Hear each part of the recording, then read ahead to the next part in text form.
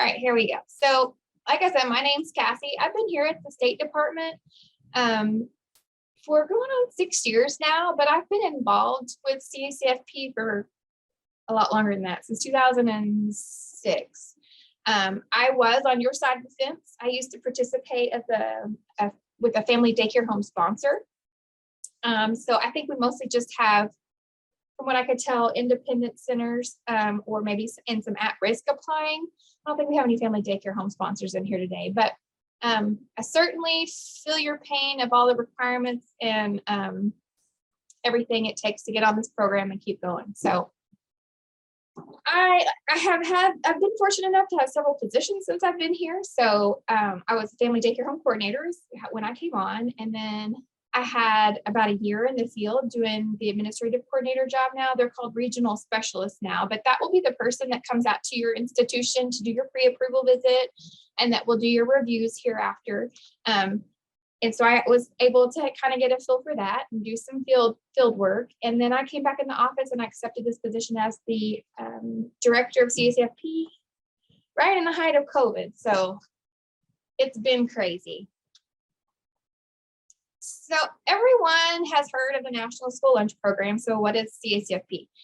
This program is under that same umbrella of the food programs as the National School Lunch Program, but it's geared towards child and adult care centers. And just like with NSLP, the CACFP is a voluntary program that enables centers and organizations to provide more nutritious meals to children in their care.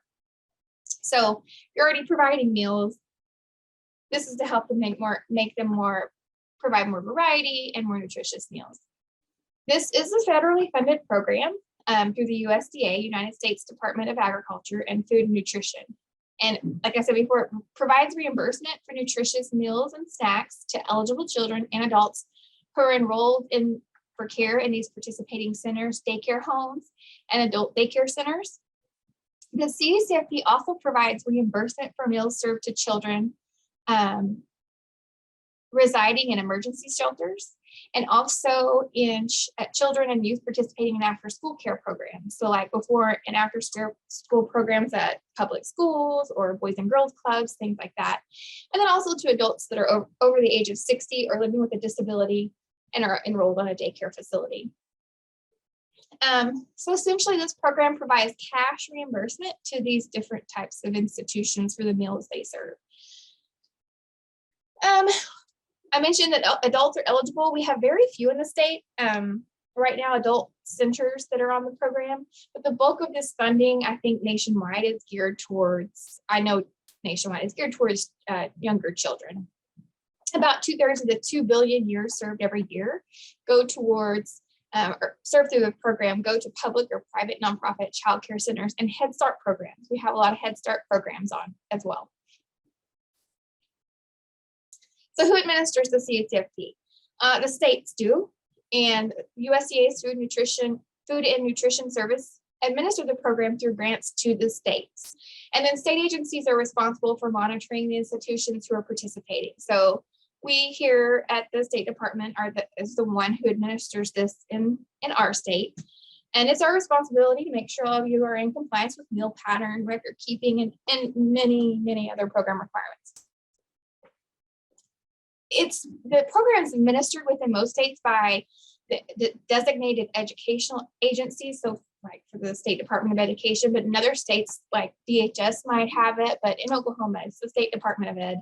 And I always just like to point that out because some people don't understand why, but that was just our legislation and where they decided to put it. So we are with the State Department of Education. Currently in Oklahoma, these are old numbers, but from last year, we had 11 adult daycare centers. Now I think we're down to 9 that participate. COVID's really affected a lot. I mean, you guys know that our numbers dropped because a lot of centers had to close, but we're slowly on the incline. But last year we had about 580 institutions. And when we say institutions, that's just each individual person that applies. So each applicant, you might be a sponsor of multiple sites, but you're just one institution. So we had 580 institutions that was made up of childcare centers and nonprofit at-risk programs. 19, I think we're down to 17 family daycare home sponsors. And only one emergency shelter participates in the state. I know there's more, but we only have one that participates. This program strengthens, strengths are the benefits it provides to children and their health and dietary intake. Research shows that children who receive meals through this program, through institutions that are on this program, are far less likely to be in poor or less than fair health. They're less likely to be hospitalized. They're more likely to just be healthier because they're being provided more nutritious meals than unfortunately sometimes they would otherwise receive at home. Studies also show that low-income children that found that children that participate in this program, they increase their consumption of milk and vegetables. And like I said, that's just because of the availability. They might not otherwise have that at home. And so this program helps that. In the US each day, more than 4.2 million children and 130,000 adults receive nutritious meals and snacks through this program. And again, these are old numbers. I need to update them. But in FY20, so our fiscal year in CACFP is October to September. In October of 19 to September 20, in just Oklahoma, a total of just under 31 million meals and snacks were reimbursed to institutions in our state, which came to just under $53 million that we paid out to our eligible participants. And that's actually a low number because that was during the height of COVID and everything. So like I said, we're kind of on the rebound, but that's still a lot of mouths fed and dollars reimbursed for meals through this program. So who can apply? You guys, obviously, because you're here. But we have lots of different types of institutions. For-profit or nonprofit childcare centers, Head Starts, family daycare homes, like I said, they go through a sponsoring organization. So we don't work directly with family daycare home providers. They have to go to a sponsor, and then we work with the sponsor. We have nonprofit organizations that operate at risk, as well as school districts that operate at-risk programs, and then our emergency homeless shelters and adult daycare centers. And it's important to point out that part of the process and part of that VCA process and what we check before you're coming on is that we have to make sure you're not on the national disqualified list. And that's just a big list that's created and maintained by USDA that we have to report to, that if unfortunately anyone becomes terminated, we have to put them on that list, and you're on there for 7 years, or until, if you have a debt, you pay it off. So we have to check that and make sure no one's disqualified. Which is why we ask you so many questions about who's doing what in your institution in that BCA. So for-profit, nonprofit childcare centers. Any childcare center who's licensed through DHS may be eligible to participate in this program. Similar to how school lunches have free and reduced and paid meals, CACFP uses those same income applications that you might be familiar with if you're with a school, or if you have children that go to a school, you've probably filled one out. And that's used to determine what the child will pay for their meal. However, unlike the National School Lunch and CACFP, children don't pay for their meals regardless of how they qualify. These income applications are just used to determine what category the child falls into, which in turn determines the rate that the center is reimbursed at. So the more low-income children a center has enrolled, the higher the reimbursement rate you'll receive for each of those meals served. One of the requirements for for-profit centers is that a center has to have at least 25% of the children enrolled have to be free or reduced, or receiving DHS subsidy. Oops, I always do that. I skipped way far ahead. Nonprofit childcare centers who have a current 501c3, which is proof of their nonprofit status, which we have to have, they don't have to meet this 25% rule. They are exempt. And it's simply because they are a nonprofit institution. They're still going to use the same income applications to determine the eligibility of the child, and they'll still be paid the same way. They just don't have to meet that 25% requirement that for-profit institutions do. Examples of these types of institutions would be like faith-based childcare centers, military bases, community action agencies, and other types of community-based organizations. We also have a lot of tribes on on our program, and they are considered nonprofit as well. And one thing that's different with tribes is that many times they have their own licensing standards, and we honor those in lieu of a DHS license. Same thing for military.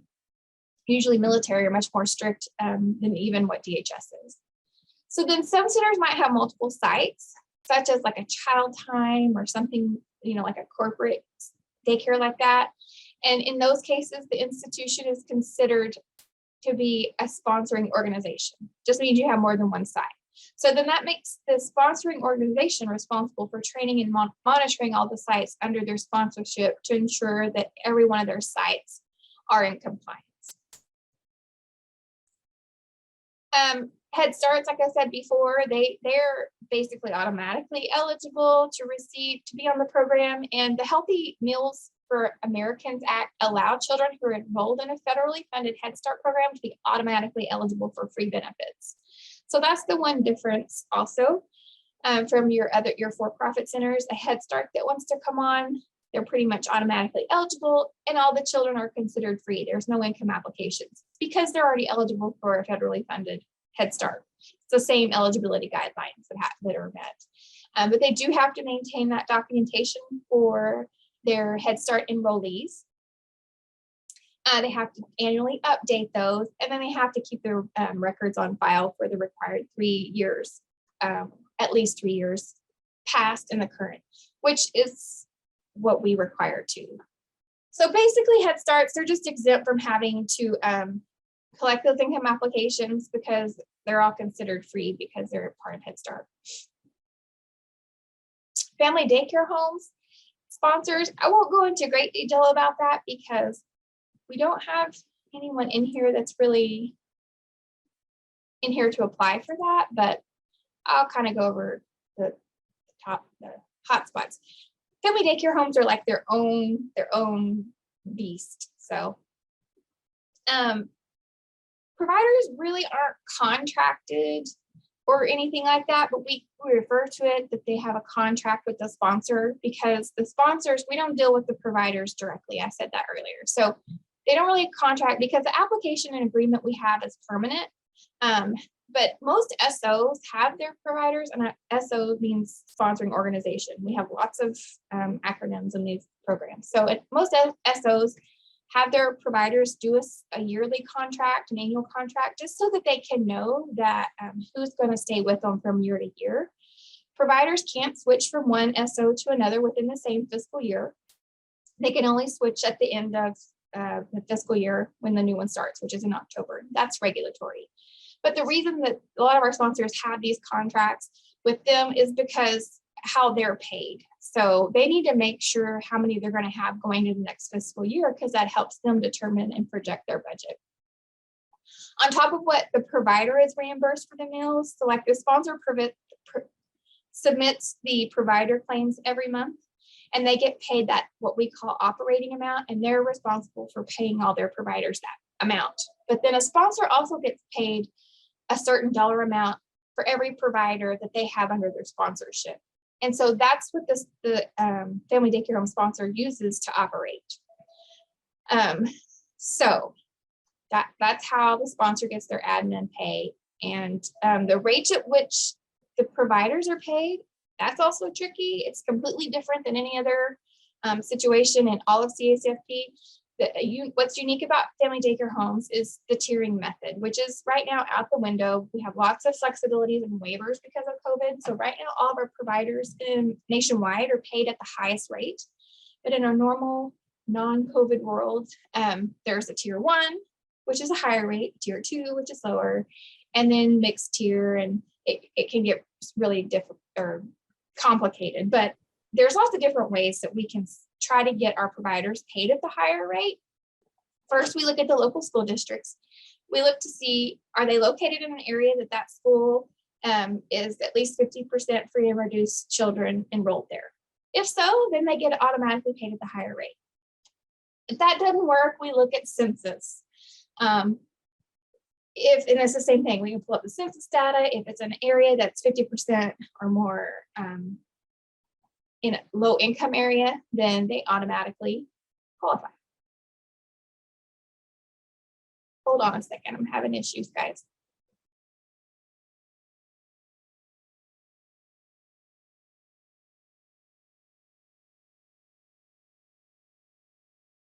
All right. So my screens went blank. Can somebody confirm you can still hear me? Yes, no, maybe so. There we go. Yes, right. we can hear you. Thank you. All right. Thought it was just me. So we look at census, and then we can also look at income. So we do our best, and the vast majority of our family daycare home providers in Oklahoma are paid at the higher rate in a non-COVID year anyways. If all else fails and we can't get them paid at the higher rate, they can still participate. They're just paid at the lower rate, and it is what it is. It's probably a half or less of what the tier 1 rate is, but you know, to some, it's totally worth it if they want to keep participating. And then we have our nonprofit at-risk organizations. The at-risk after-school program is aimed to provide meals to school-age children in low-income areas after the school day has ended. To qualify, these organizations have to be tax exempt, and they have to have that same 501c3. Examples of these types of organizations would be like the Regional Food Bank or your Community Action Agency, and we have a lot of them on in the state. The majority of these organizations in our state are multi-sided sponsoring organizations with unaffiliated sites. And so affiliated means that it's part of that institution's organization or its legal business entity. But for these unaffiliated sites, it's necessary that we also have to have a 501c3 for each of the sites. And then they have to have a site agreement in place, just, you know, so we can make sure that it's not their legal, it's, you know, a lot of these places would be like a park or a library or a rec center. And so we have to have an agreement in place to make sure that they have the permission to be utilizing those areas, if that makes sense. USDA requires all of our programs to follow state and local law when it comes to childcare licensing. In Oklahoma, we have many exemptions to why a childcare license would not be required. Generally, most of our at-risk sites are exempt from the licensing law because they operate less than 15 hours a week. So if you care for children more than 15 hours in a week, you have to have a childcare license. We require our organizations to reach out to DHS, and usually we work with you guys. And I don't think we do. That's a lie. We have a couple of at-risk in here right now. We'll work with you to get that exemption. We have access, and we send you the access to look at the law. But most of our institutions, you're an after-school program. You do not operate more than 15 hours in a week, and that in itself exempts you from having to have a childcare license. Okay, so at-risk sites, this program, to be eligible, that site has to be located within an area that's considered to be low income.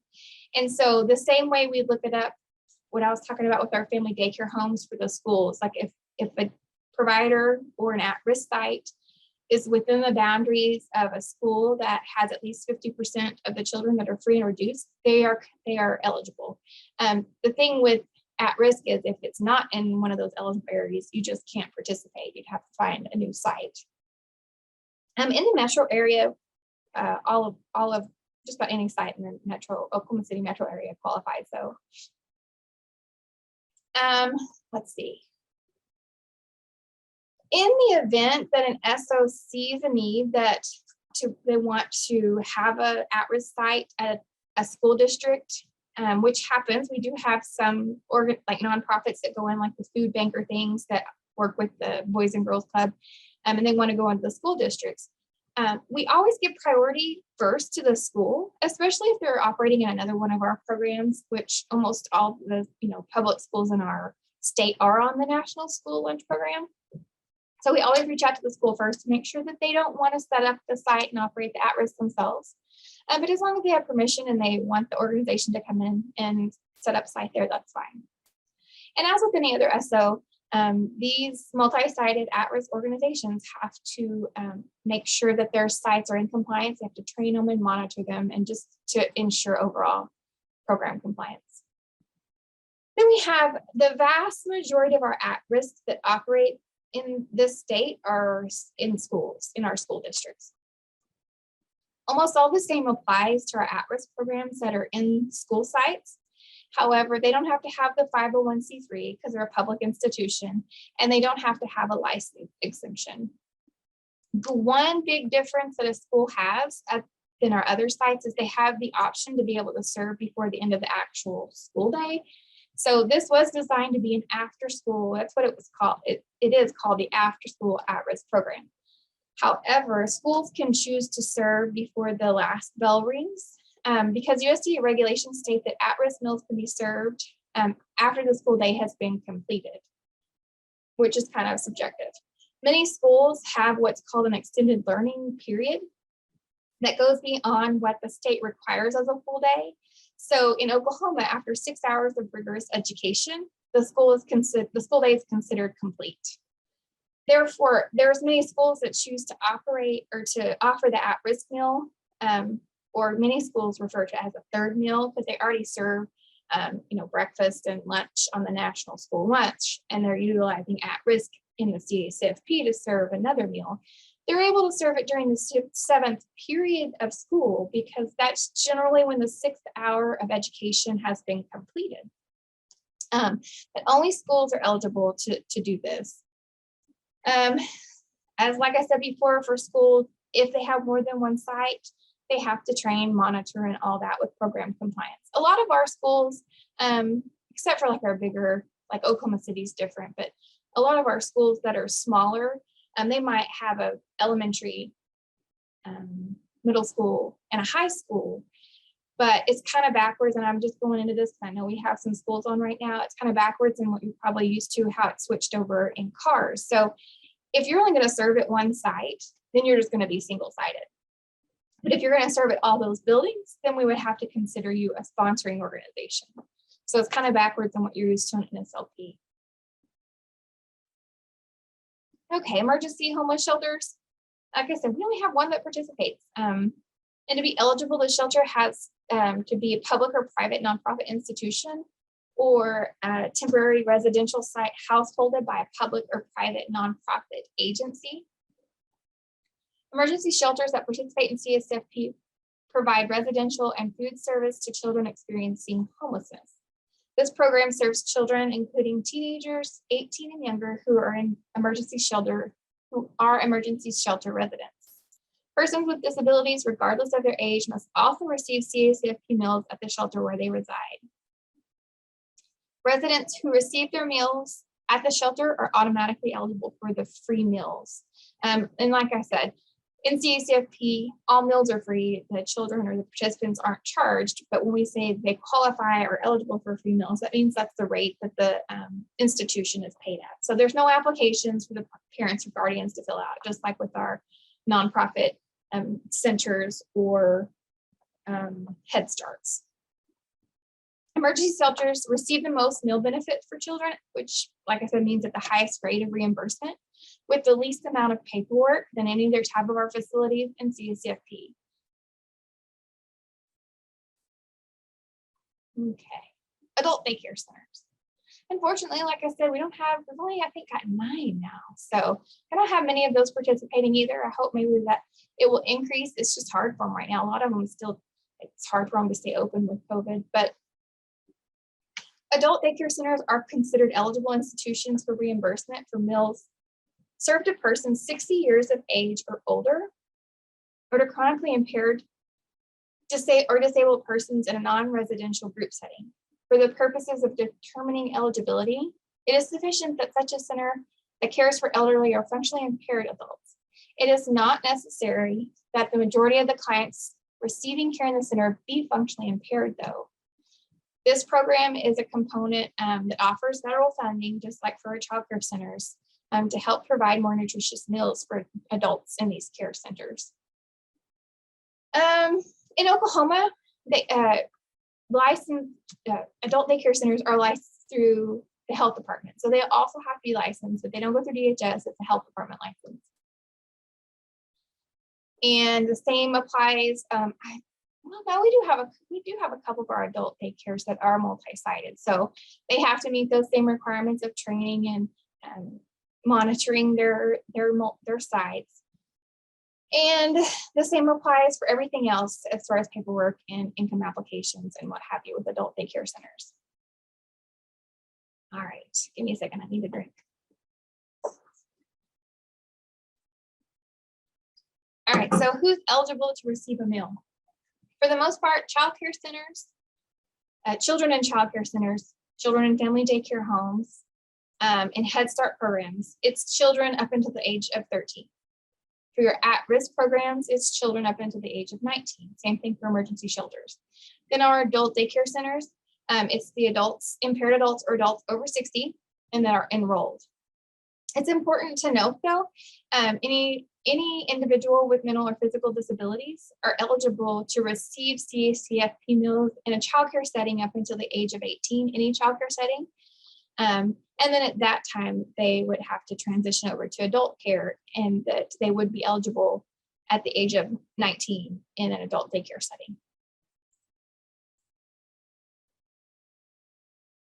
Okay, so most of you in here are brand new, so you're also gonna have to take the meal pattern training, but this is just kind of going over the basics of what the meal patterns are. We had some pretty significant changes. Well, it's been almost 5 years now. We keep calling them new meal patterns, but they're not new anymore. But there were some significant changes. We had a grace period for about 3 years where, you know, we allowed some grace when we were coming out because change is hard. But you guys wouldn't know if you haven't participated. It's just your meal patterns now. So in 2010, the Healthy Hunger-Free Kids Act allowed USDA for the first time in over 30 years to make any real changes to the meal patterns for both the school and breakfast programs and CACFP. And most of those changes that came out in 2010 pertain to the school side. Unfortunately, it wasn't until like 2017 that it was passed. The new meal patterns were passed for CACFP. So we waited a while, for a long time. I was still on the other side. I was out there on your side. We were waiting on those new meal patterns. So real quick, what some of the changes were. Infants got recategorized. Used to we had 3 age groups of infants. Before it was 0 to 3 months, 4 to 7, and 8 to 11, and now it's just 2. It's 0 to 5 months and 6 to 11. Previously, you were required to introduce some form of solid. It was optional during that 4 to 7 month period to offer solid foods, but it was required by 8 months, like jarred food, rice cereal, things like that. That's what we refer to. You had to be offering that for it to be a creditable meal. The difference now is it's not required, but it's only it's required when it's developmentally appropriate. So it's allowing more flexibility to accommodate a child's need, because not every child is developing the same and at the same rate. And also there's preferences to what parents may or may not want their child to have. So if you had a parent that wanted to delay their child having anything other than breast milk or formula to the age of 1, it didn't accommodate that, because by the time they were 8 months old, in order to be able to claim that meal, you had to serve them those other components. So while this doesn't deter you from serving those and recording them, it allows you to be able to have that flexibility. So it's important to know that once they're developmentally ready, it is required. Juice was eliminated altogether from infants before they were allowed to have infants. And then they added ready-to-eat cereal. So like Cheerios before were not allowed to be served as a snack. I mean, you could serve it, but it didn't count towards your grain. And we all know that's like the first finger food for most kiddos. So that is now allowed as a snack, not for breakfast. Prior to 2017, the fruit and vegetable component was combined. So you had to it was combined for all meal types. So, but for like lunch and dinner, you had to serve a fruit and a vegetable. No, you had to serve 2 of a fruit and vegetable. They were combined. And what they changed was they split it apart. So now it's a fruit and a vegetable. So before it was just enough of 2 different things to make up the full serving, if that makes sense. And then anytime they make changes, they have like a commenting period. So when these came out in 17, the rule was you had to serve a fruit and you had to serve a vegetable with your lunch or supper. But then it came back and they changed it to where, well, you can serve a vegetable in lieu of your fruit, because folks want to try to introduce more vegetables to the kids, which is fine, or serve less fruit. So basically it's not, you just can't serve 2 fruits at a meal and count it towards your fruit and vegetable component. Juice was actually limited to once per day. Before there wasn't a limit. So now it can only be menued and served to a child once a day. We generally advise our participants to only list it once on the menu every day, just so you can make sure you're not risking, like if you have multiple snacks or what have you, it's just easier to just serve it one time a day. But as long as each child's not receiving more than the 1 serving of juice a day, you're fine. Now you have to serve at least 1 serving of whole grain rich products a day. So that's kind of coming more in line with the school meal pattern. Schools have to serve all whole grain rich stuff. You just have to do it one time a day. Our grains-based desserts were eliminated. So like cookies, cakes, things like that. If it looks like a dessert, it's a dessert and it doesn't count as anything anymore. You can always have extras. You can always serve something extra like for a party or a special occasion, but it's not going to count towards your grains component. Let's see.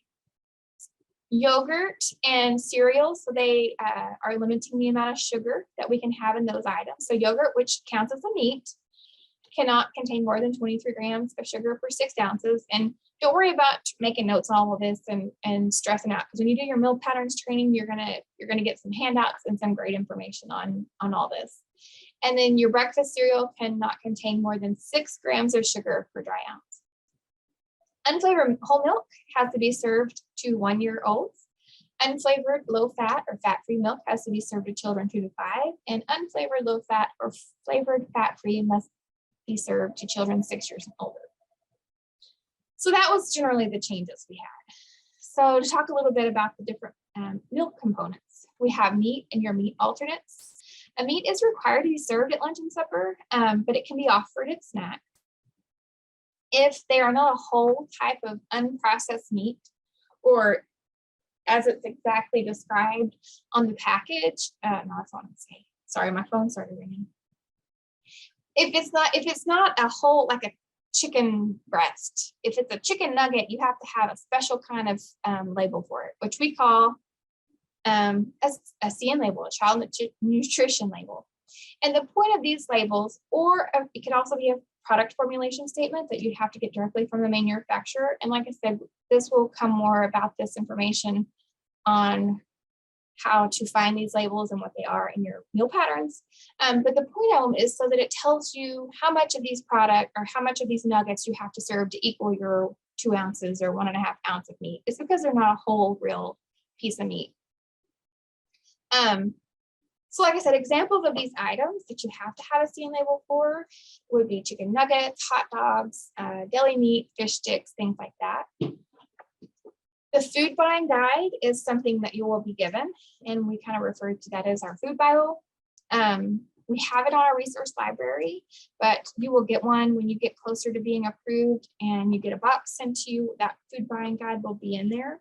And we also have a food buying guide training every other month now, I believe. So you can go to the training calendar and sign up for that. And I really suggest, it's not required, but I highly suggest you take that training because it really helps you understand how to use it. It lists every type of food possible that has a standard of identity according to the USDA to help you know how much, if you have this number 10 can of green beans, it tells you exactly how many servings are in that can of green beans. And that's what we go by when we come out and do a review, and we look at how much pounds of food or what cans of, whatever you bought. We use that food buying guide to determine how many servings you had available. Grain is required to be served at breakfast, lunch, and dinner, and it can be one of those items offered at snack. And we also we recently transitioned to the way grains are measured and how that requirement is met. So used to it was in servings, and now it's an ounce equivalents. We also have trainings for that too, if you need help. But you'll learn about that in your meal patterns training on how to make sure you're serving adequate amounts of grains. Vegetable and fruit. Like I said before, both are required at lunch and supper, but you can actually serve a vegetable in lieu of your fruit. You just can never serve 2 fruits. And then your milk is required at breakfast, lunch, and supper, and it can be offered at snack. Milk is milk. Everything else that's dairy is considered a meat alternate. So what meals can be claimed for reimbursement? So for your childcare centers and Head Starts, same thing for family daycare homes, emergency shelters, and at adult daycare centers, it's 2 main meals and 1 snack, or 1 main meal and 2 snacks. That's your combination you can claim for each child. Whereas your at-risk programs, it's just 1 meal and 1 snack. So many of you might operate, all day long, 24 hours a day, even we have some, and you might serve more than 2 main meals and a snack to each child. And that's fine. It's just your responsibility to make sure that you're not claiming more than that amount per child.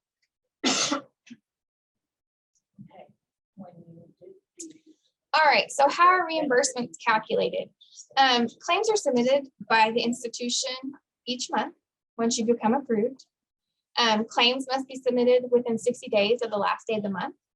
The reimbursement is calculated by taking the number of meals entered into the system and multiplying it by the USDA reimbursement rate, which changes annually.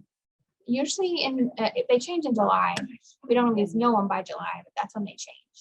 So for child and adult care centers, as we discussed earlier, the income applications are used to determine what category each child is claimed at, whether it's free, reduced, or not eligible. For each type of meal type, there is a free rate, a reduced rate, and a paid rate that the claim will be used to calculate them. It's kind of like a sliding scale. So centers have to report how many free, reduced, and paid, well, not eligible. Paid is the term we use in schools. You have to report how many free, reduced, and not eligible children participate each month. And then our system automatically determines how many meals will be paid at the free, reduced, and paid rates. Sponsors of centers can use up to 15% of their total reimbursement to pay for approved administrative costs.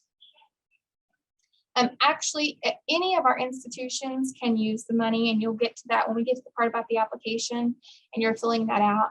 You'll see that you have to have an administrative budget. You have to have administrative cost approved, and you can use the money to pay for those administrative things, but sponsors are capped out at 15%. So a sponsor can use no more than 15% to pay for those administrative costs. Head Starts, these children in these programs are all automatically considered to be in the free category. So when the institution enters the claim, all of the meals will be paid at the free rate for each meal type, which is the highest rate possible. Family daycare homes, we kind of went into a little bit of detail about how these claims are paid, but the SO, is required to conduct the edit checks. Any SO is responsible for checking all the claims and making sure they're accurate before they're being submitted. It's just they're validating the claim for accuracy. But depending on whether that provider is paid at that higher tier 1 rate or the tier 2 rate, that will determine the rates that are used to calculate their claim. So that whenever the amount of meals for that provider is entered into the system, it'll take that rate, it'll multiply it by that meal, by the number of meals, and that's what determines their pay rate. The sponsor reports all provider claims to the state, and then we pay the state, and the sponsors are required to pay all their sites. And this is for family daycare homes, but all sponsor types. They have to pay those sites or providers within 5 days of receiving the money that we pay to you guys. And then, like we discussed earlier, for family daycare homes, the SO receives a payment with each monthly claim for their administrative cost. It's determined by the number of providers that they're claiming for that month, and it's multiplied by the rates that USDA determines, and that gives them their administrative fee that they're paid each month to operate on. In our sponsors of centers, they can just use a portion of what their meals times rate, what they get paid. But with family daycare homes, they don't get any portion of that money that goes to the providers. So that's why they're paid that additional admin amount. Our at-risk programs, these children And these programs, like I said before, are all automatically considered to be in the free category. So when the institution enters the claim, all these meals are paid at the free rate, which is the highest rate possible. Same thing for your emergency and homeless shelters. I think I've already rambled on about this. So yeah, when we talk about SOs, we tend to talk about how they can use a portion of their money to pay for administrative costs, but any institution can. It's just sponsoring organizations that are capped out at 15%. But anytime we're doing a review or we're looking at your, your costs, we want to see that the bulk of your money is spent on food and milk, obviously. And more importantly, too, is when you get to your budget, you got to make sure these things are in your budget before you can use the money to pay for them. And more of that will come. If you hadn't taken the application training yet, we'll kind of talk about what should go on your budget and how that works. We typically pay claims on a weekly basis, except for the last full week of each month, because that's the week we set aside for working on USDA reports that we have to do. This last 2 years, though, has been crazy. We've had all kinds of delays with COVID and many issues that are out of our control. And it really all goes back to being financially viable. And we'll talk about that more here when we get to the VCA part. But you have to be able to operate without these funds. And some folks don't understand, well, if I didn't need your funds, why would I apply? You have to provide these meals, for the most part, if you're a center, you already have to provide these meals that actually follow the same meal patterns. DHS requires the same meal patterns as what they're aligned with ours, is what I'm trying to say. But you have to be able to operate this program without our funds. And so that's why when we get to the VCA part and we talk about what we have to look at, that's why we have to look at your financial records and ensure that, you can operate without these funds. I mean, it's hard for some of them to accept that. But, all of our institutions, except for family daycare homes, receive an additional payment for cash in lieu of commodities. So just like school districts can receive commodity food, so can CACFP. But a few years back in Oklahoma, we chose to just, you had the option whether you wanted to get commodity foods or you wanted to get the cash in lieu of it. We had so few that actually participated and took the commodities, and it just added more work for a few amount of people. We decided that just statewide, everyone that participated in CACFP would get the cash in lieu rate. And so what that is and how it's calculated, DHS tells us the amount, the amount, and it's usually just, I don't even know what it is now. It's like under 30 cents, I think, per meal, but it takes that cash in lieu rate and it multiplies it by the number of lunches, suppers that you claim in that claim, and it just adds an additional amount on top of your payment each month. And like I said, this only applies for everyone but family daycare home. Okay, so administrative reviews and other oversight. We are required, USDA requires us to come out and conduct an administrative review, or what we call an AR, every 3 years. We have 16 area consultants, which, like I said earlier, we've changed their names. Now they're called regional specialists, I believe, CMP regional specialists. Depending on their caseload, some may have the ability or may just choose to review their institutions every 2 years. Some of our institutions may just need a little more help and love than others. Some might be more trouble and need more training or what have you, but we have to come out and review each of our institutions at least once every 3 years. Something else that we do that we just started last year is claim validations. It's, like I said, a new process, and it's something we're going to be doing every few months. We pull claim data and analyze the meal counts to determine which claims that were paid could be high risk. And so there's different indicators that can help us look at what would be a high risk claim. So are their meal counts claimed at maximum capacity possible? Are they claiming the same meal counts for every meal type? Are they claiming every single day of the month? Doesn't necessarily mean anything's wrong, but it throws some red flags. Okay.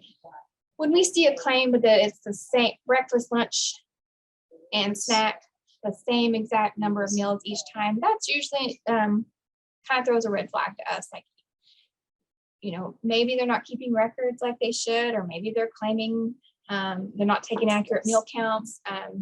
Maybe you're claiming over capacity. I don't know. But we use those type of things to determine high risk claims. And once we've determined them, we request documentation from the institution and then validate that claim.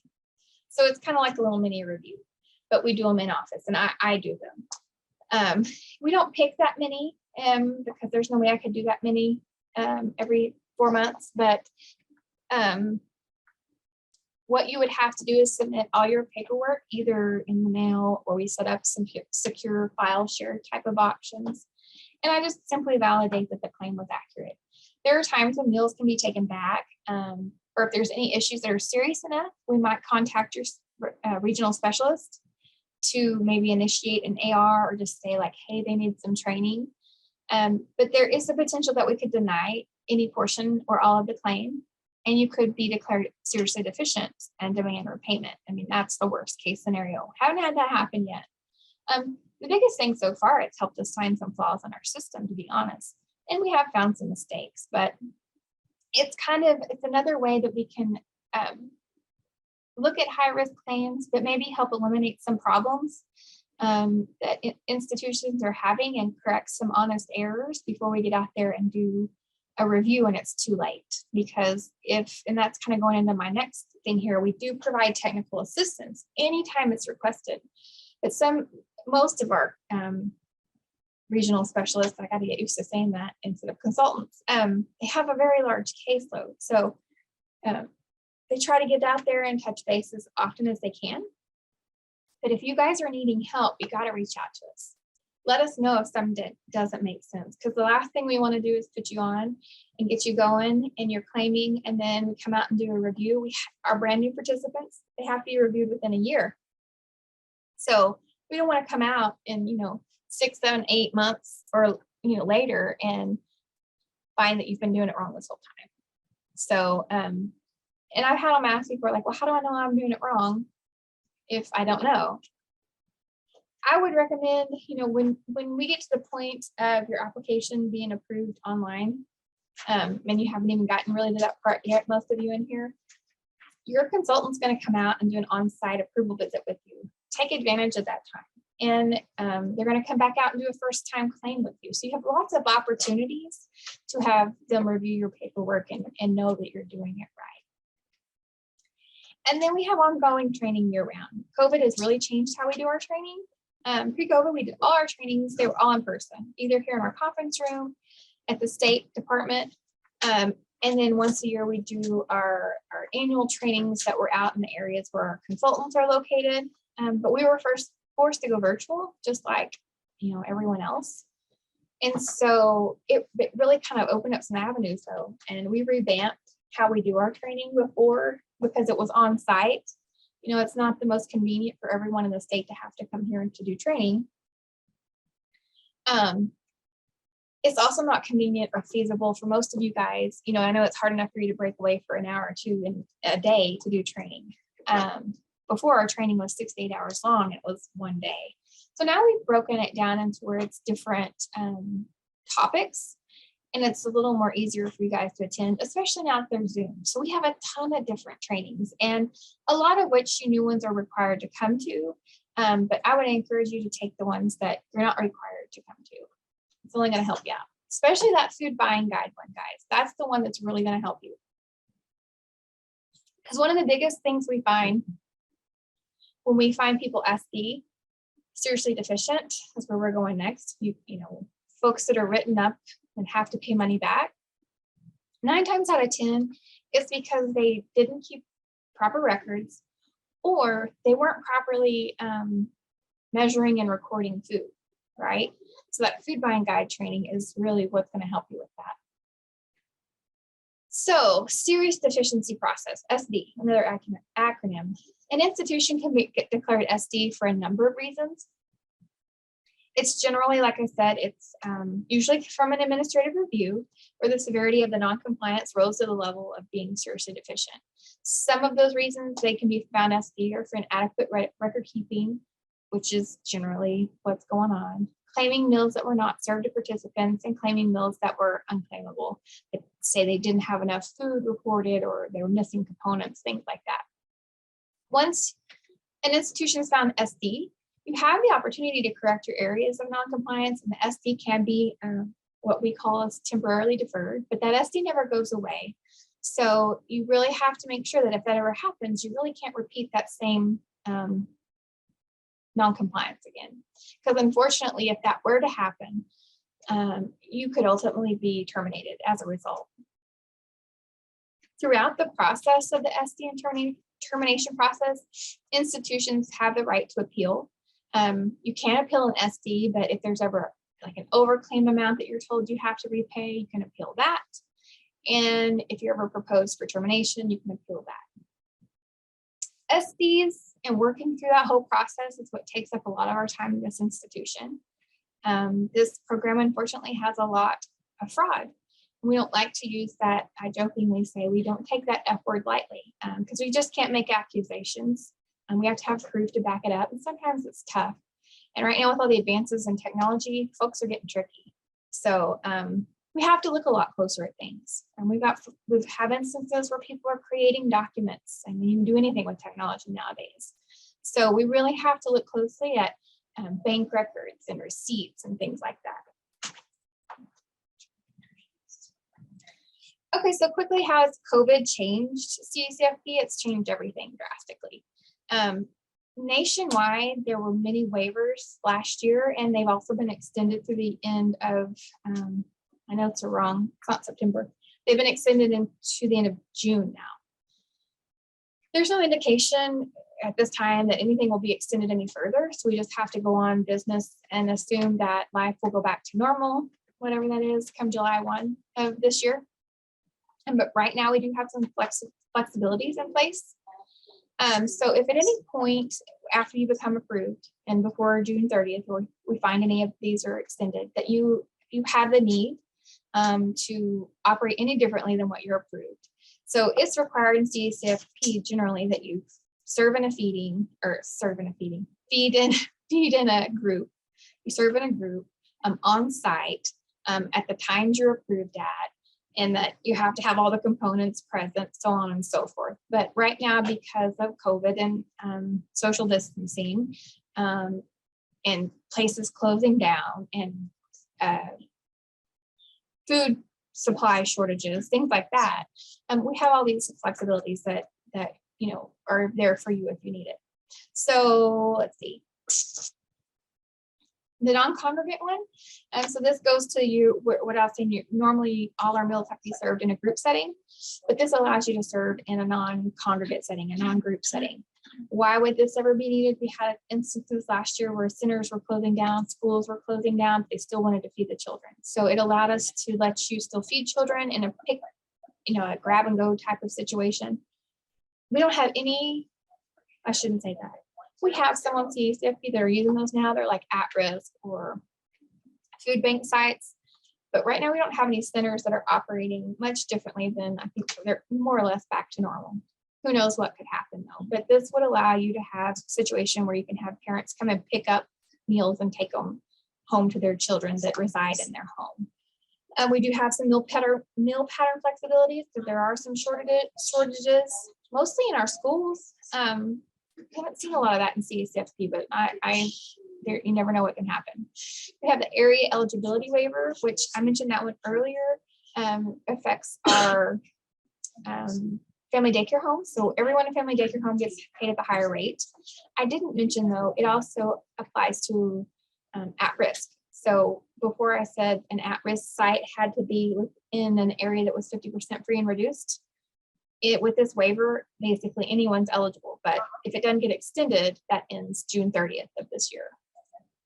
And then we do have a sponsoring organization waiver, monitoring waiver. So as a sponsoring organization, you have to monitor your sites 3 times every year.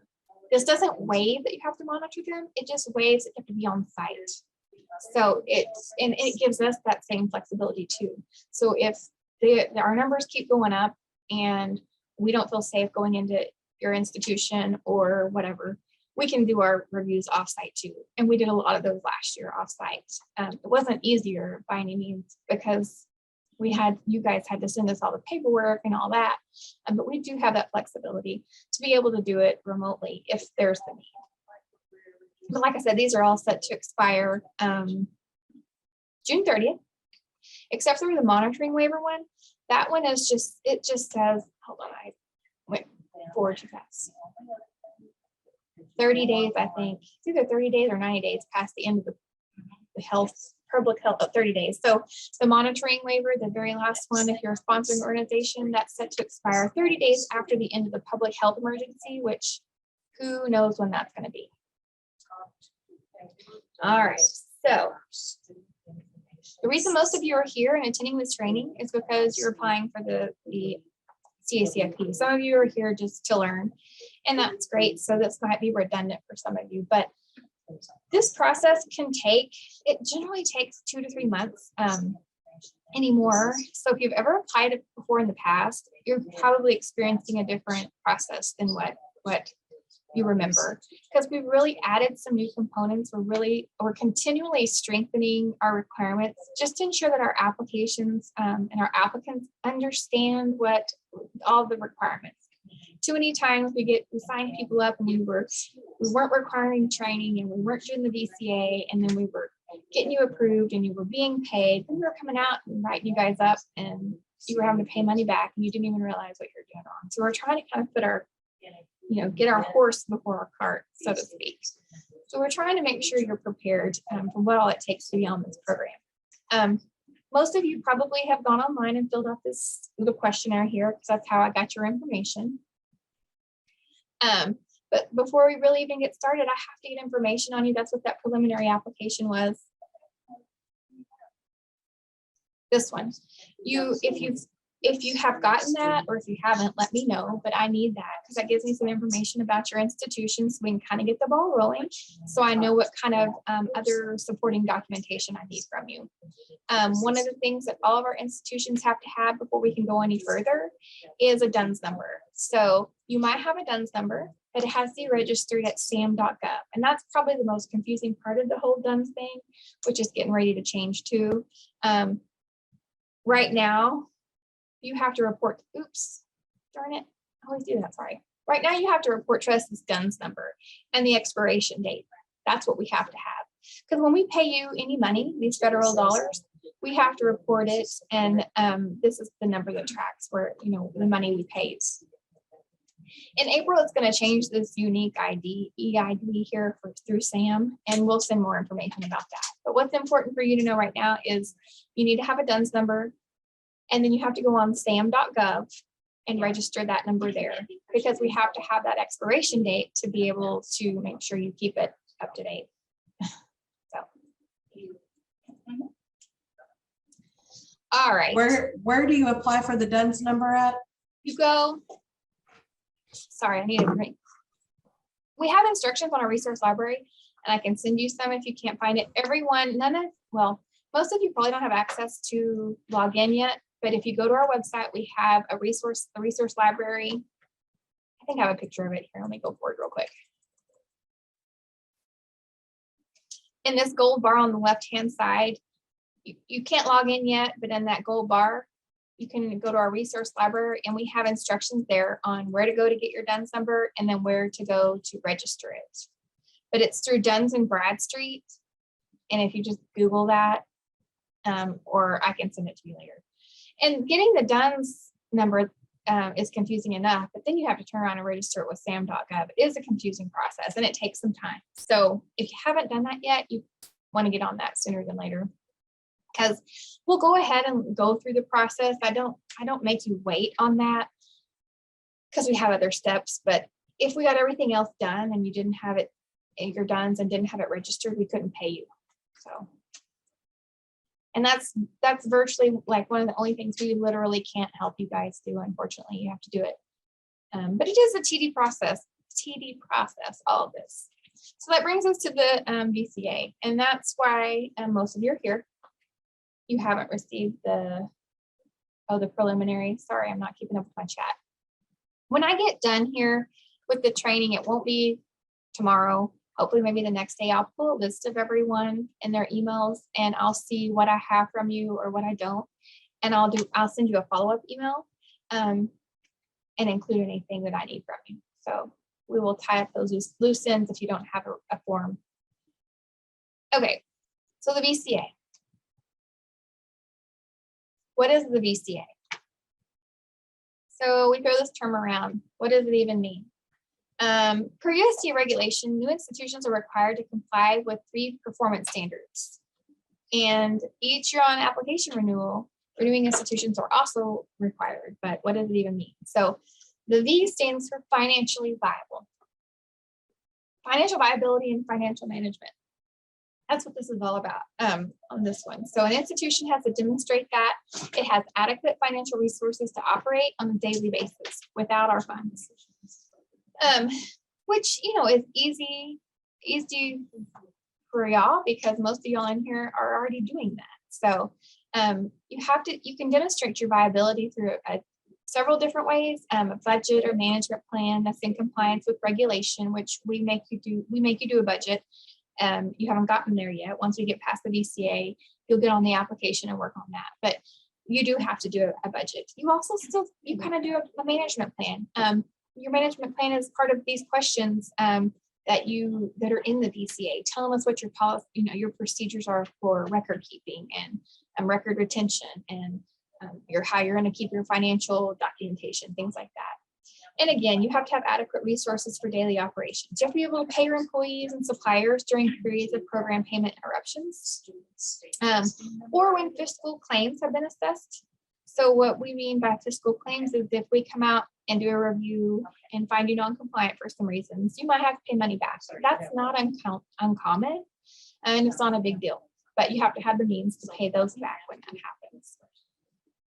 And ways that we can look at your financial viability, it depends on the type of institution you are, the different types of documentation we'll look at. If you're a nonprofit organization or a school or any type of institution that receives like an organizational or a single audit or some type of audit that's of your program or your finances, we can look at that because that will tell us if you're a viable institution or if there's any things that needs to be addressed. For the vast majority of our institutions that are for-profit, we have to look at your banking records. So that's probably the hardest one for folks to get past because they don't understand why we need to see your banking records. We have to have 12 months or at least as many months as you've been operating. Because we have to see, do you have a commingled account? And we'll talk more about that later. Are you transferring money to other accounts? Like it just depends when I get your records and look at how you operate. It depends on if we have to ask for more. But generally, we just start with your bank statements and any financial reports you might have. Then we have administrative capability. So an institution must demonstrate the ability to manage operations in compliance with program regulations by ensuring that you have adequate staff and that your staff are qualified to operate the program. You have to have an adequate number of monitoring staff in relation to the number of facilities you have. So that would only apply to a sponsoring organization. And they also have to have written policies and procedures to fulfill responsibilities, your program responsibilities, and your civil rights compliance. So you have to be capable, administratively capable to operate the program. And a lot of those questions, all those questions that we ask in that VCA is addressing that. And then program accountability, that is RA. So an institution must demonstrate the ability to ensure program accountability through oversight through an operational governing board. Written fiscal accountability systems need to be in place to ensure integrity for all funds. You have to make sure you're keeping good records. You got to maintain records of operations and make sure they're in compliance with program regulations. Mill patterns have to be met, things like that. So you have to be accountable for all the things that you're doing to ensure that you're entitled to the funds that you are or will be receiving for the mills you're being reimbursed for. But financial viability is probably the hardest one. We can teach you guys regs and rules and how to, create a menu and how to keep your records, but we can't teach you how to not rely on this money to operate the program or to make ends meet. When we do have situations where there's delays in payments, man, I tell you, we sometimes our phones are just going crazy with folks that are upset because they're not getting paid. And that's alarming to us, because if you can't operate without our funds, that tells us you're not financially viable. So anyway. All right, so I'm just going to kind of go over each question on here. If you have any questions, please speak up. I kind of already rambled on about this page 2. Obviously, we've got all these regs, and you got to say you understand them, or it won't be approved, excuse me. But if you don't understand one, let me know. Send me an email and be like, hey, what does this mean? What am I agreeing to? If you truly don't understand. And I have people that are reluctant to submit these. They get these and they're like, oh, I don't know if I want to answer correctly. I'm afraid to send it and it's wrong. Fill it out to your best of your ability, guys, and just send it in. I can help you if it's not right. I can't help you if I don't have anything. So fill it out to the best of your ability and we'll go from there, okay? But the most important thing here on this select A, B, or C, I need to fix my page here, because right here next to that second box should be a B. I'm missing my B and my C here. But if you're a nonprofit, if you get audited, you're going to select that first one, because you can just submit your audit that's happened within the last 2 years. If you're an institution that has been in operation for 12 months, you have to send all 12 months. Or if it's less than 12 months, it's how many months you've been in operation. But it's not just one of these things. It's any of them that apply to you. So 12 months, it has the bank statements and any other statements. I don't care if you don't use QuickBooks or anything fancy. That's not required. You can use Excel. You can have a legal notepad, for all I care. As long as you're somehow keeping track of all your expenses, we need to know and see what your method is. We need to make sure it's adequate. And we also need to know kind of what it looks like, so when your reviewer comes out, they know what to look for. Okay, B, institutions have to have adequate resources for daily operations without the use of CACFP funds. You're probably sick of hearing me say that already. What are those funds? Okay, what other supplemental income do you have to support this program and these meals in the event you're not getting these funds? And I might add, since we have some schools in here, don't put other child nutrition program funds, because if CACFP is not paying, it's highly likely that NSLP and your other programs aren't paying either. So it would need to be something from your general fund, savings, line of credit, what have you, as long as you have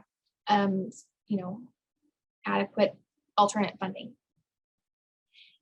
Explain the plan procedures your institution will implement to ensure the integrity and accountability of all program expenses.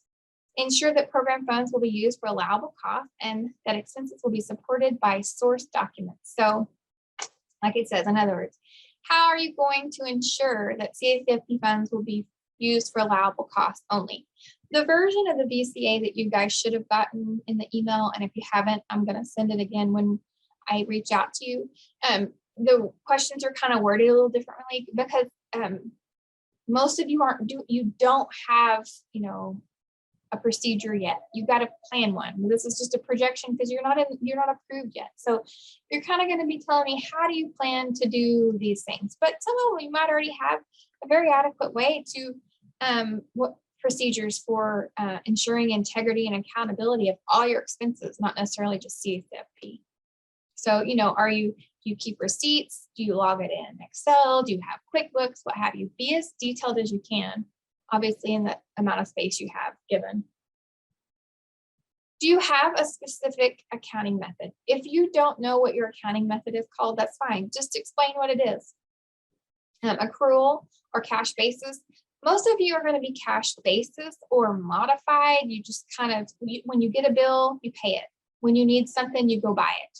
That's kind of cash basis. Whereas accrual would be like, this is the month that happened, and it's going to be allocated to the month in which that expense happened.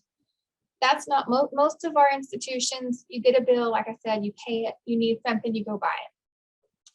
You don't have to know a fancy term for it. Just explain how you're keeping up with your accounting.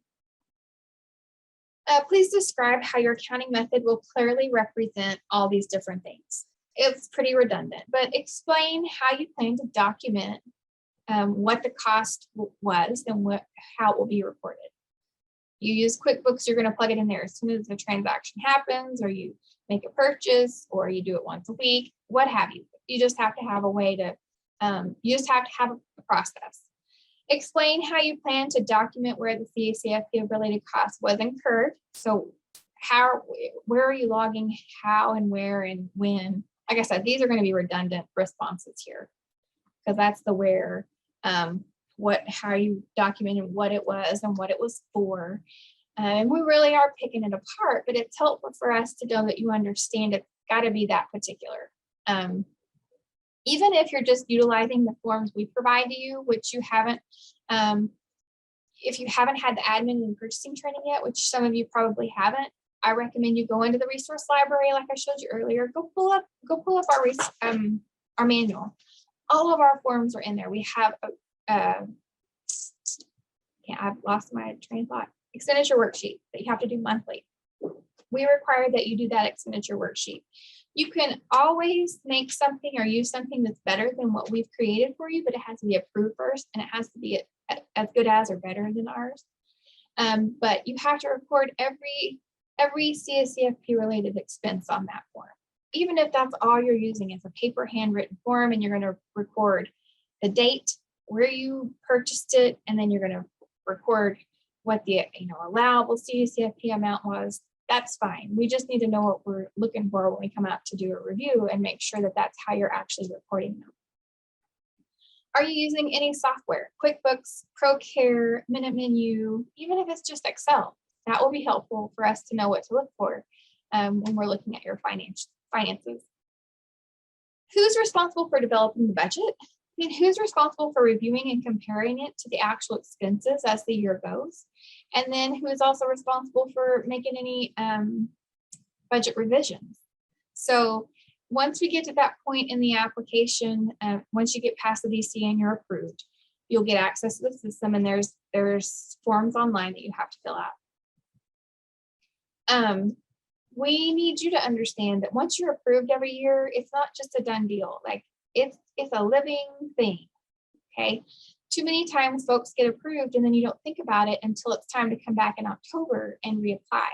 And that's the wrong way to think about it, because unfortunately, a lot of times we're gonna come out and do a review. We have many times, we have non-compliant centers or even SD centers who, how they're operating isn't wrong, right? And it's not necessarily out of compliance. It's just not congruent with what they're approved to do. So if you change anything in your application or anything on how you say you're going to operate, you have to be doing what you're approved to do. That makes sense? So meal times or people who have responsibilities, things like that. And we'll look at that when we get to the application training that most of you haven't attended yet. But it's important to know you've always got to go back and not just budget revisions, but any revisions to your information. So we got to make sure you're approved to do what you're actually doing, if that makes sense. All right, so oops, sorry. Okay, I mentioned briefly earlier about commingled accounts. Many of our institutions have commingled accounts. They just don't know what that means. And they'll say, no, I don't have that. If you have a bank account, one bank account for your institution, and you do everything out of it, and you're also going to plan for us to pay you into that same account, that's a commingled account. If you have a business account where DHS is paying you and you're putting private pay, then you're also using it for business expenses, and sometimes we see lots of personal expenses on it. None of that's wrong. We just need to know that you understand what's a commingled account, and that you have a clear method for tracking CACFP related expenses and income. The reason is because it gets all muddied up whenever you have one account and we have money that's going in there and money that's going out. We have to make sure there's two things we have to look at really when it comes to your budget and your reimbursement and your finances. So when you do your projected budget that's later on in the application, you have to show that you're financially viable, right? You have to see, like I've said before, you've got enough money to operate without our funds. And we have to see that. But then we also have to see during review, we'll come out and we'll look at, okay, we'll pick a month and we'll look at, say, October. We'll see what you were paid by us in October, and then we'll look at what you spent. And then if you have a profit, if it exceeds this, more than what we consider a profit in this program and across the board in all our child nutrition programs is more than a 3 months average.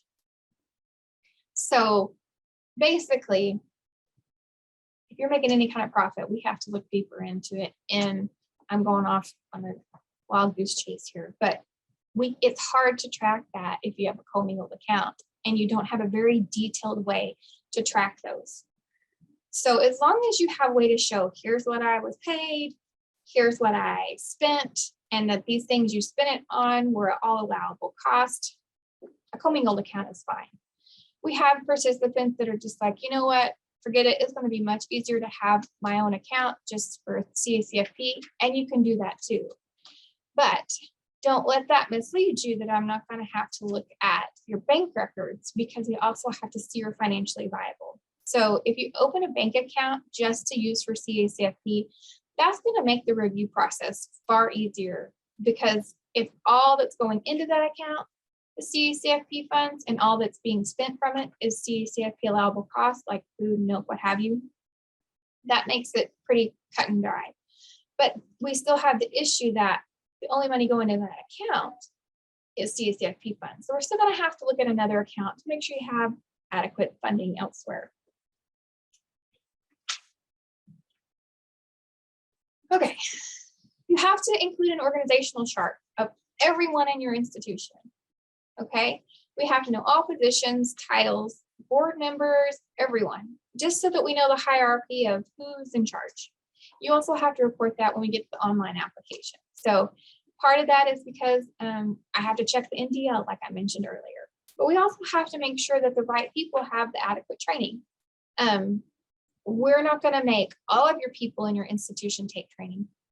We're only going to make the primary responsible people take training, which those of you that are here. But as the primary responsible person, it's your responsibility to also make sure that your staff who have anything to do with CACFP are also properly trained. So we like to see who's doing what. And, if you plan on your teachers to serve meals and things like that, we're able to guide you to make sure they have the proper training. We're not going to make them take our training for you to be approved. We just want you to understand what training they need and that it's your responsibility. And so A and B there, the organizational chart and the list of site personnel, those they're two separate things, but you can make it into one. If you just want to make one big organizational chart, I don't care if you draw it or if you have something fancy, as long as I know, like who's at the top, whether it's your owner or your board of directors, and who's at the bottom. And then note who you plan to have CACFP responsibilities. Like I mentioned already, even if it's just your teachers, because if your teachers are going to serve meals, and it really depends on how you serve. Are you going to bring the food to the in bowls and do family style? Because then your teachers have to know what's the adequate serving size, things like that. So the whole point of that was you can make your organizational chart and your list of personnel the same thing. Okay, so your hiring plan. Who is responsible for hiring personnel? Who's going to be responsible for training your personnel? And then when will new personnel receive training? And I put this note here. Make sure you a lot of times I'll get a response here like during orientation or within 90 days or something like that. Those may not be, well, during orientation, I don't know. You may not do orientation until the second week after they're hired. The right answer is nobody will have any CACFP responsibility until they've had training. So just write what I put there on the note. That's the right answer. Okay, this page, it throws some people off because they keep saying stuff about board members. I kind of changed it around to put the word owners first. So everyone that's on our program, everyone has to have oversight of the program. Someone has to be responsible. If you're a nonprofit institution, it's ultimately your board, right? If you're a school, it's ultimately your board, a public school. If you're an owner, it's your owners, so on and so forth. But we have to know who those people are. Those people also need to know that they have that responsibility. And so this is where you're going to list those individuals. And it is required that we have their title. If there's any relation. It's also important too, when we get to the online side of the application, you have to report if they're compensated, because your board, if you're a nonprofit, you have to have a board. If you're a for-profit, this doesn't apply to you. You just list your owners, but you still have to list the date of birth. We have to know everybody's birth date. But just an important thing to know about your board members, an adequate board has to have obviously at least 3 people, and many times that you have more than that, but you have to have at least more than 49% can't be related or compensated.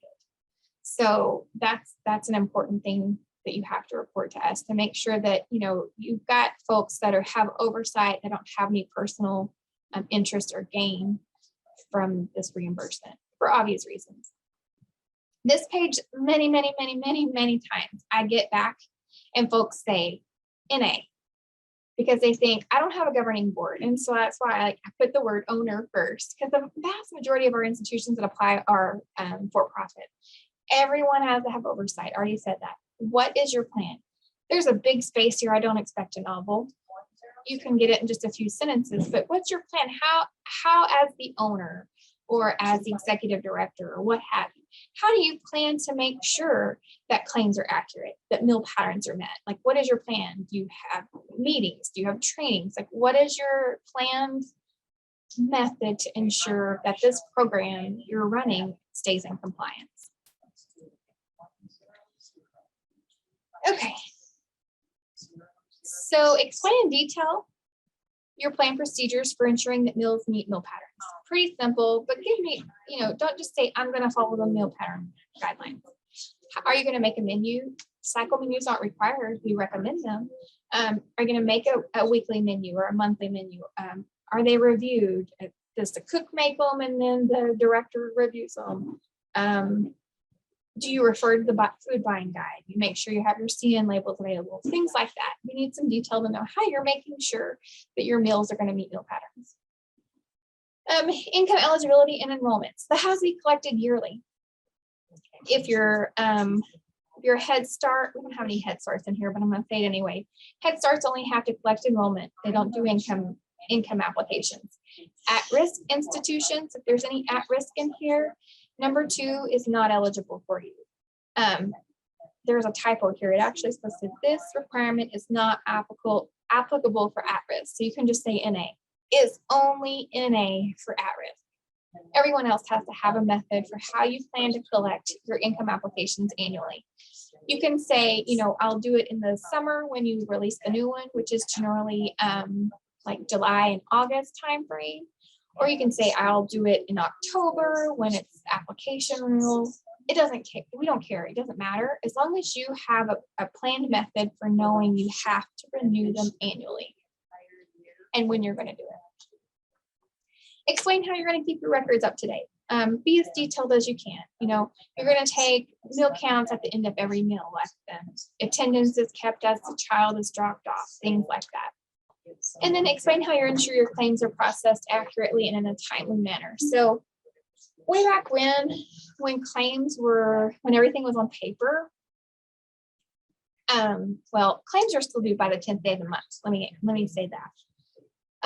But you can submit them up until the 60th day after the end of the month, right? So the 60th day for October, to be able to claim October, was December 30th.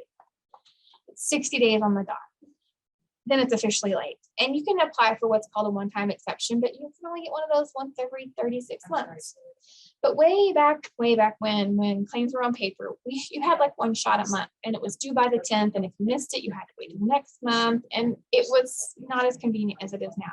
We have the luxury of everything's electronic now, which does sometimes still fails us, but we're able to pay more often. So I mentioned this earlier, but we pay every week except for the last full week of the month, which is when we're doing reports. And so generally speaking, the way it works is that if you have your claim inserted by noon on a Tuesday, that's when we process claims. You're going to get paid on Friday, generally, unless barring no issues. We encourage you to get them in as soon as you can after the last day of the month. They technically are still due by the 10th day of the month. They're not late until 60 days after. But how are you going to make sure they're on time and accurate? Who's going to review your claim and make sure that it's correct? Okay, the next two questions are about your records, and they're also pretty redundant. But how are you going to keep your records? So you have to keep your records for 3 past years plus the current year. Right now, you guys don't have anything other than what you've already done. But what's your plan to keep them? And you do need to be specific in it. I know it seems very tedious, like if you keep them in a file cabinet behind the counter in the front office, that's what you need to say. If there's a key it locks it up and only so-and-so and so-and-so have the key access to the key, we need to know who those people are. Because we have very real situations where where only one person had access to the key to that file cabinet, and that person never did show up. And we ended up that person ended up getting terminated from the program because we couldn't get into the file cabinet. Because if we don't see it, we can't validate a claim. So it is that important that we know where your records are and that we know that we always have access to them. And then also that they're secure.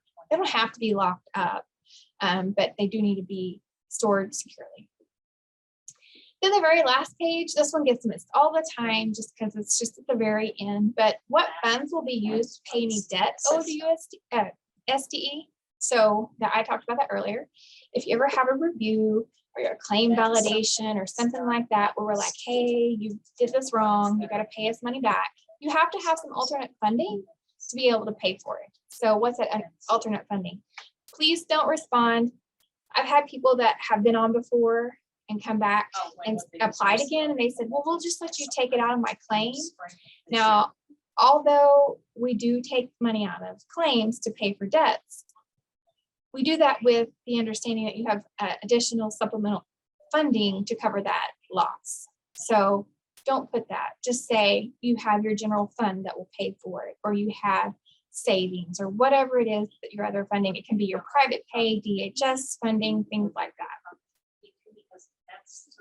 And then don't forget to sign it and print your name. And I did add a cover page, it's not in here yet, but it is important to make sure that the executive director or the owner really should be filling out the VCA and signing it. Oops, didn't mean to do that. Okay, so after your VCA is approved, and that's what most of you in here, that's your next step, is to do the VCA and get it approved. And like I said, fill it out to the best of your ability and send it to me, and we'll go from there. But once the VCA is approved, you will get a certificate of authority that you would need to fill out. And that's so that you can gain access to the CACFP system and work on the online forms. And you have to send in a color copy of your driver's license with that.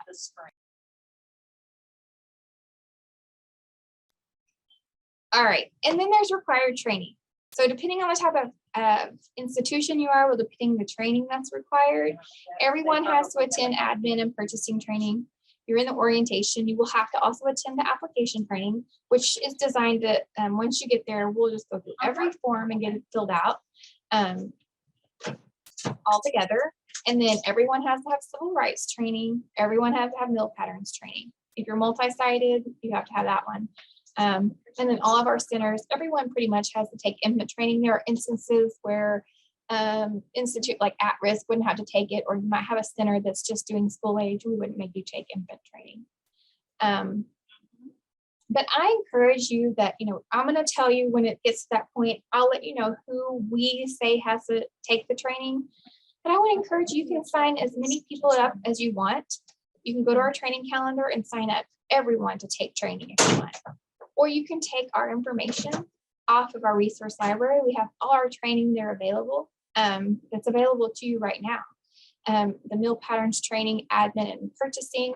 Your admin and purchasing training really is going to be for those individuals that do the administrative duties like applications, submitting claims, It goes over a lot of record keeping, but a lot of your staff probably are going to need the meal pattern training, but they don't have to come to ours. Like I said, you can go take our resources and train them yourselves if you want. So here's what the online application looks like. When you get there, this VCA form that you're filling out now, you're going to have to just copy and paste some of those questions because we ask the same questions here because we have to get the VCA approved before you're even eligible to get this part. Oops. But then there's several other forms that you have to fill out. But generally, this part here takes the least amount of time. It's the VCA and getting your training done is what takes time. I already mentioned the training calendar. It's where you go out. You're going to see a lot more things listed in my bar here because I have more access and I'm logged in. But when you go there, you should be able to see the training calendar when you have access to log in. So you won't get access to log in until we get the VCA approved. So when you have a user account after the VCA is approved, you'll log in, you'll see this training calendar here, and that's when you can begin the other trainings. But you'll also see without logging in, you can see the resource library right here. And I encourage you guys all to go to the resource library and find any information that might help you right now. Once we get the VCA approved and you do your training and you come on here and you fill out this application, once this is ready to be approved, then we'll contact your regional specialist to come out for an on-site approval visit. And so they have 30 days to do that approval visit from when we notify them that you're ready. So really the timeline, it can take a couple of months or it can go as quickly as, you can get things done. If you're a brand new institution and you really have just started and you'll only have a couple or 3 months worth of bank records, sometimes we have to make you wait a little bit longer so we can see that you are financially viable so we can get more months worth of financials. But generally it's not going to take quite that long if your established business has been operating, longer than 3 or 4 months.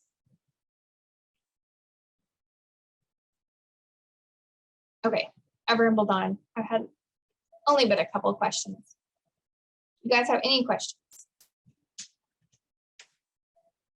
Okay, so what I'm going to do, hopefully tomorrow, if not the next day, we're still finishing up application renewals. It's a little crazy right now. But I'll get with everyone that was in here. I'll look at where you're at. When you registered, you should have hopefully put the name of your center. If you didn't, when you registered in CACFP, I'll find you. You guys have already applied online. So I'll figure out who's who and what you belong with. I'll send you an email with what I'm still lacking and we'll go from there. Does anybody have any questions? Have I bored you all to death? All right. You guys email me if you have questions. Otherwise, I'll be in touch really soon with what your next steps are. Have a good day. Thank you. Thank you, guys.